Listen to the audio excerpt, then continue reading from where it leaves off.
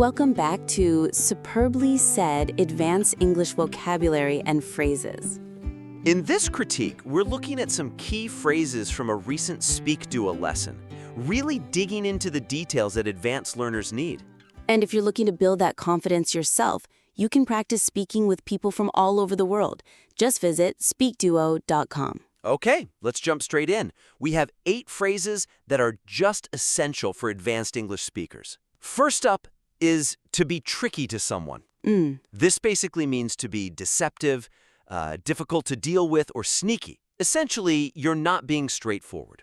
Right, and I think the important distinction here is comparing tricky to just saying someone is difficult. Exactly. If you just say someone is difficult, the weakness there is that it could just mean the situation is complex. Like a math problem is difficult. It doesn't imply bad intentions. Right, so the suggestion is to use tricky when you want to imply a deliberate, maybe even dishonest, attempt to mislead someone. It suggests bad faith. Yeah, you can really feel that. For an example, you could say something like, the real estate agent was a little tricky to the new buyers, Ah, I can see where this is going. withholding information about the property taxes until the very last moment. See, that's not just a difficult negotiation. That's being tricky. It's an intentional act. Okay, next up, to run with that. This one is great. It means to accept or act on an idea immediately, often without really thinking it through. Right, so a lot of learners might just default to saying, to accept that. Which is fine, but it's very passive. It doesn't have any energy. And that's the suggestion here. Using to run with that conveys immediate, decisive action. There's a sense of urgency, maybe even a little recklessness. Totally. The action is the key. Like, she joked about running a marathon and her friends immediately ran with that idea and signed her up for the race. Right. No hesitation, no planning. They just did it. And in a work context, this can be really important. You might hear a tip about a new financial strategy, but running with that idea could be a huge risk if it's not verified. The phrase itself almost contains a warning. It does. Okay, let's talk about absolute certainty. The phrase is without a doubt. Meaning certainly, unquestionably true. So compared to just saying certainly or definitely, those are strong, but they can sometimes feel a bit weak. Yeah, there's still a little room for debate, maybe. Exactly. But without a doubt, the suggestion is that you're removing all possible skepticism. It's like you're slamming the door on any further discussion. You're making a powerful conviction. You are.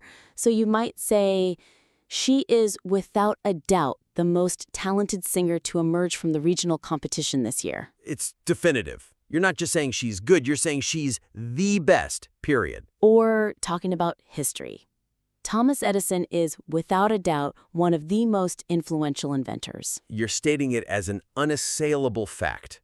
It adds so much weight to your argument. Moving on to be worth it. This means something is valuable or enjoyable enough to justify the cost, whether that cost is time, effort, or money. So the common mistake is to compare it to be profitable. Right. But profitable is really just about money. It's an economic term. The key here is that worth it is subjective. It measures the justification against things that aren't money-like, stress, or effort, or time. It's about personal value. Yes, and that's how we use it all the time. Like, waking up early to see the sunrise from the mountaintop was difficult, but the view made it totally worth it. The effort was high, but the payoff was personal, not financial. Right. Or for a big achievement, you could say, yes, even though the application was stressful, getting the scholarship was definitely worth it. The reward outweighed the struggle. It was worth it. Okay, now for a bit of slang. To flip out. This is a fun one. It means to become extremely emotional, excited, angry, whatever, in a really sudden, wild way. Yeah, if you just say someone got very excited or got very angry, it's a bit flat. The weakness is it just lacks intensity. It really does. Flip out suggests a sudden, dramatic loss of control. The shock value is the key, whether the emotion is good or bad. It's that complete break from composure. For example, at a concert. When the surprise guest star walked on stage, the entire audience started flipping out with excitement. You can just picture the explosive energy there. And it works for anger too, especially over something small.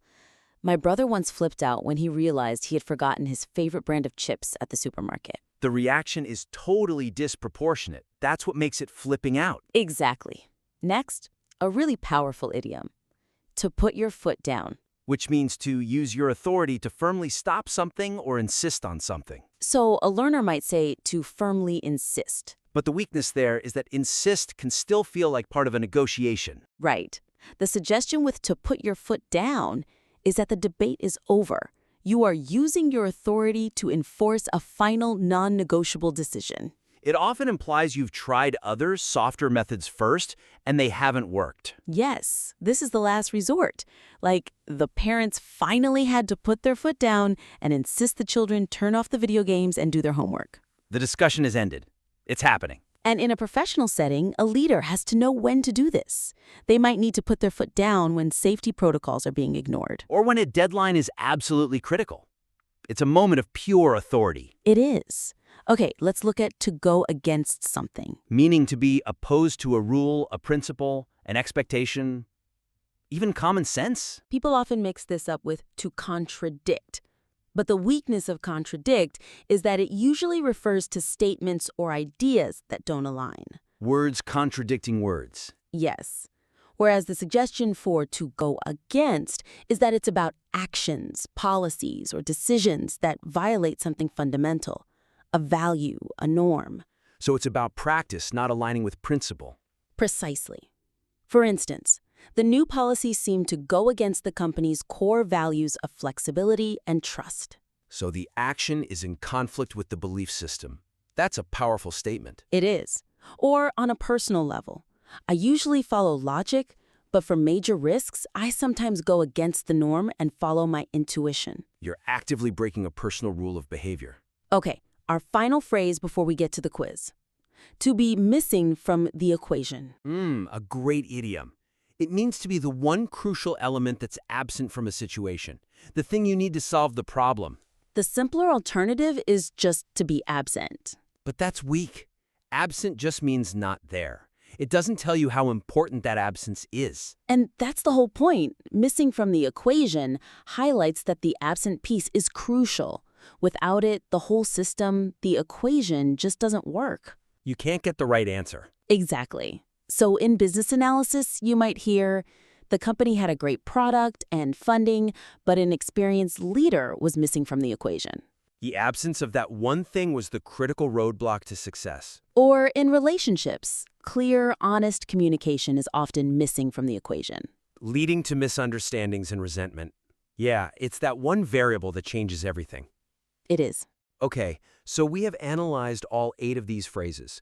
I think now it's probably time to test that recall. It is. Let's move into a quick quiz. Let's do it. Okay, quiz question 1. The phrase to be tricky to someone means. Option A, to challenge someone's intellect by offering complex scenarios. Option B, to avoid contact with someone by using an indirect method of communication. Or option C, to be deceptive, difficult to deal with, or sneaky towards someone. And feel free to pause the critique here if you need a moment to think about the answer. The correct answer for to be tricky to someone is option C. That's that sense of deliberate evasion, like the real estate agent hiding the property tax info. Right. Question 2. If someone says, "I'll run with that," they mean option A, to continue, accept, or act on a particular idea or statement immediately. Option B, to quickly deliver a message or document to another location. Or option C, to completely change the subject after an unexpected piece of information. Take a moment to pause if you need to. And the correct answer for "I'll run with that" is option A. It's all about taking immediate action on an idea, just like those friends signing someone up for a marathon on a whim. Okay, question 3. What does it mean if an assertion is true without a doubt? Option A, it is subject to an ongoing investigation. Option B, it is certainly, unquestionably, or absolutely true. Or option C, it is plausible, but the speaker is still skeptical. Feel free to pause and think it over. The correct answer for without a doubt is, of course, option B. It's about that absolute certainty, wiping away any possible skepticism. Question 4.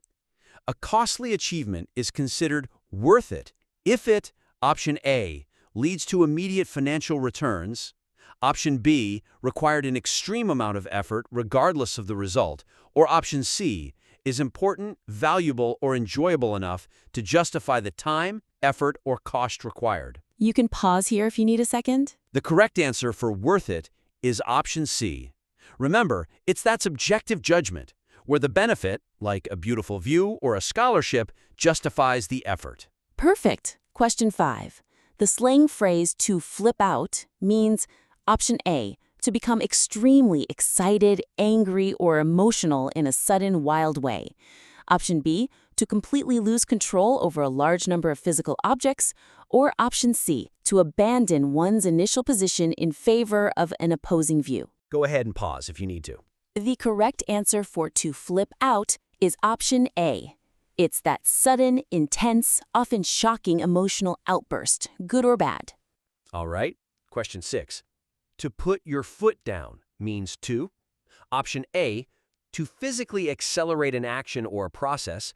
Option B, to assert one's authority firmly to insist on or stop something. Or option C, to carefully inspect a floor before construction. Feel free to pause right here. The correct meaning of to put your foot down is option B. It's that non-negotiable use of authority, the final word, like the parents making sure homework gets done. Yep. Question 7. When an action goes against something, it is option A, the latest advancement that improves on a method. Option B, a strategic move to challenge an opponent. Or option C, contrary or opposed to a rule, principle, or common sense. Take a moment to think if you need it. And the correct answer is option C. Goes against something is all about that opposition to a core value or principle, like a new company policy that violates trust. Exactly. Okay, last one. Question 8. What is the meaning of the idiom to be missing from the equation? Option A, to be the one crucial or necessary element that is absent. Option B, to deliberately avoid participating in a financial calculation. Or option C, to have been accidentally excluded from a list. Go ahead and pause if you need to think about it. The correct answer for it to be missing from the equation is option A. It refers to the absence of that one single crucial element you need for success. Like the experienced leader for the business or the clear communication in the relationship.